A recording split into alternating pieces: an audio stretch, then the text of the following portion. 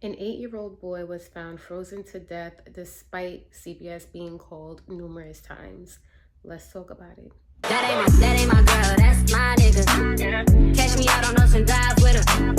Catch me in the whip, ride with her. Sipping something, bumping big, hypnotized with her. Pray you get that job in Tampa.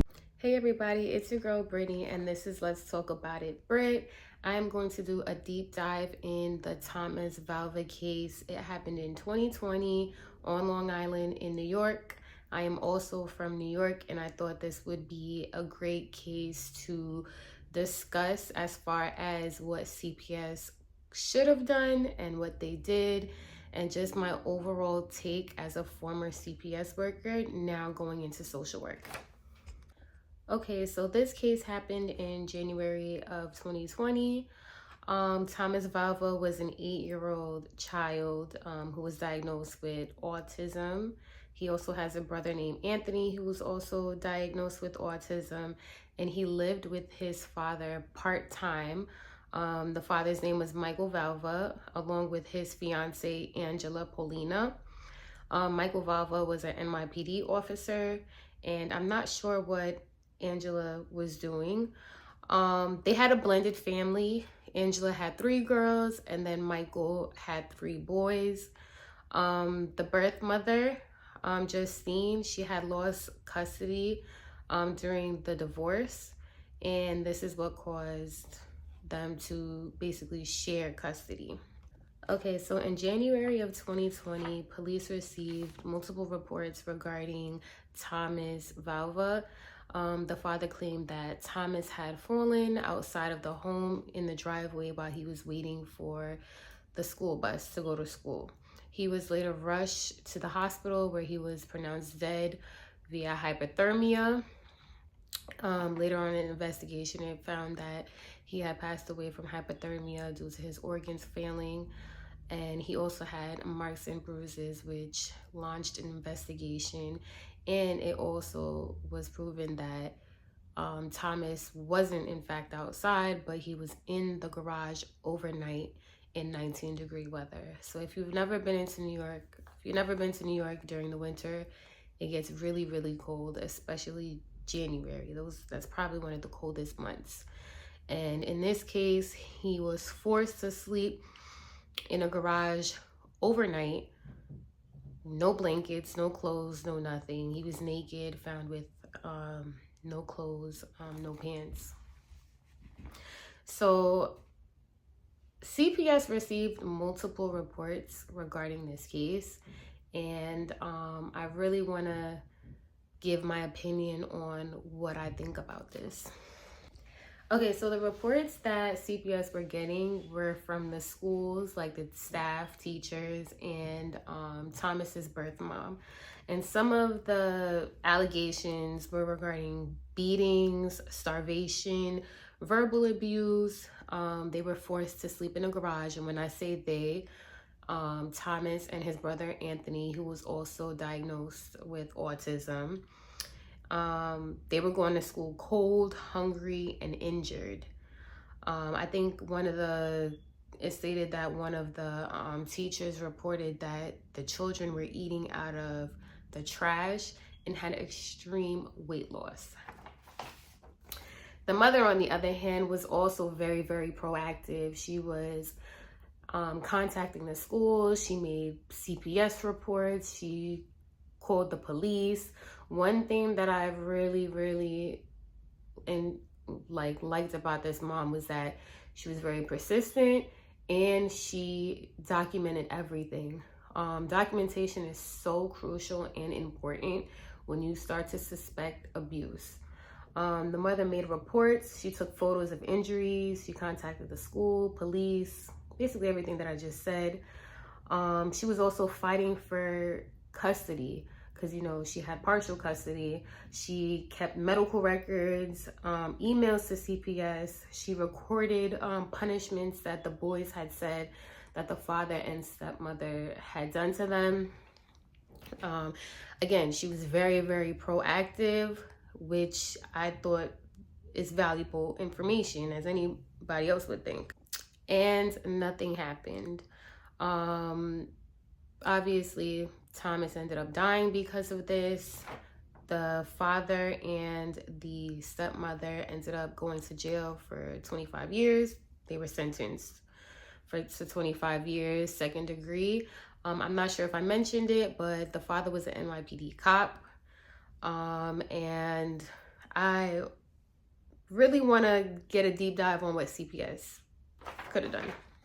Okay, so let's talk about what I think and what should have happened and what I think went wrong. So from the outside looking in, again, I think they just didn't investigate. They had numerous cases that were found unfounded, and I'm just very curious to know what that investigation looked like.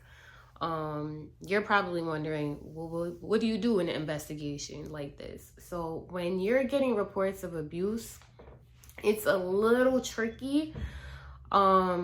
So I would personally be interviewing, and I'm sure they probably did this, but just didn't do a deep dive. I would have been speaking with the staff at the school, speaking to each kid individually, and that's all 6 kids.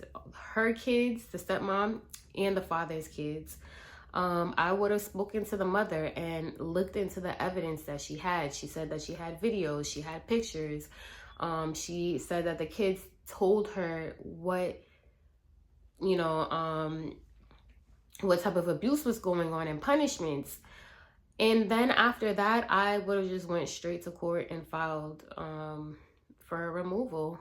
I would have placed the kids with the mom until the investigation finished.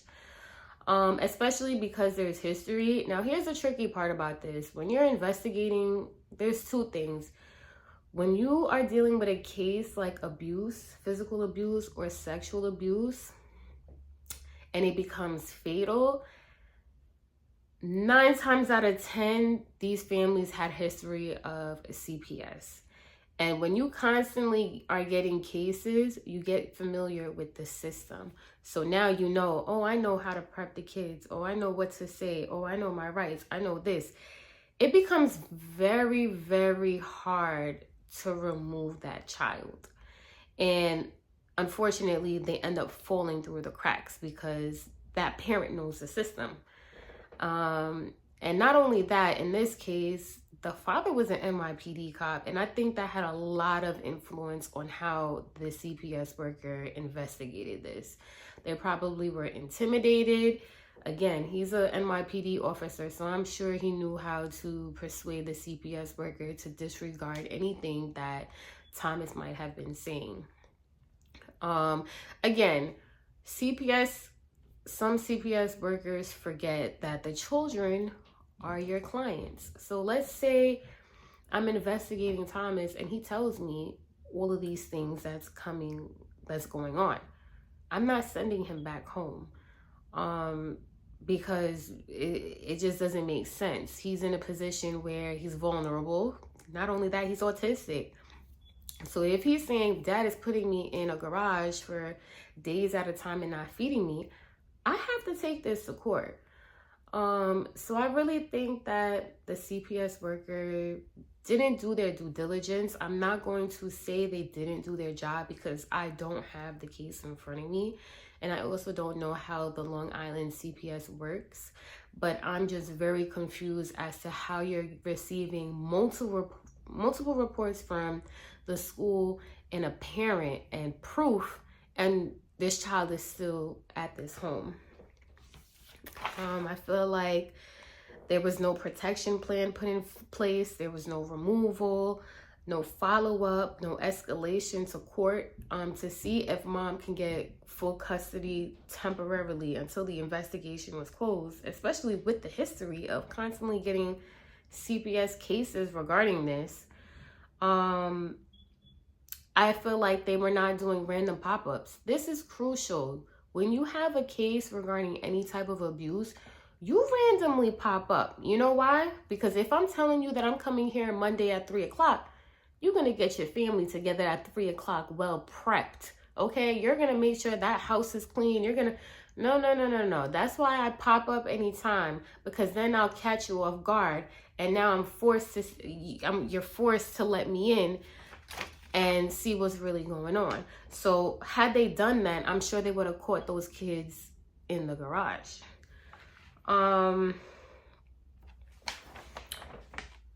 This whole situation is very unfortunate. And I see this a lot with the system. And let's just say the CPS worker did do all they were supposed to do. I wouldn't be surprised if a judge turned around and put that kid back in the house. I've had cases where my kids were on a deathbed and I'm like, are you kidding me? You mean to tell me you didn't do anything? Like, you're gonna just put this kid back in the house? So again, I don't know the details of this case, but from the outside looking in, I felt like they could have been a little more demanding, pushing themselves more to get more information, a little more proactive.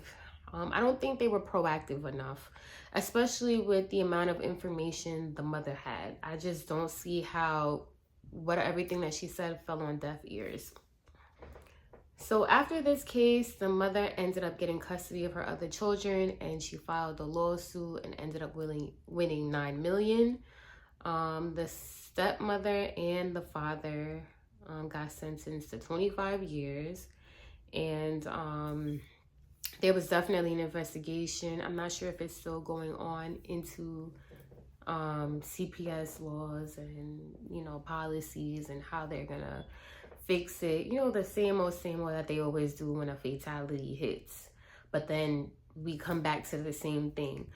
I did see that the jury was trying to investigate and see the notes of the CPS worker and basically their investigation.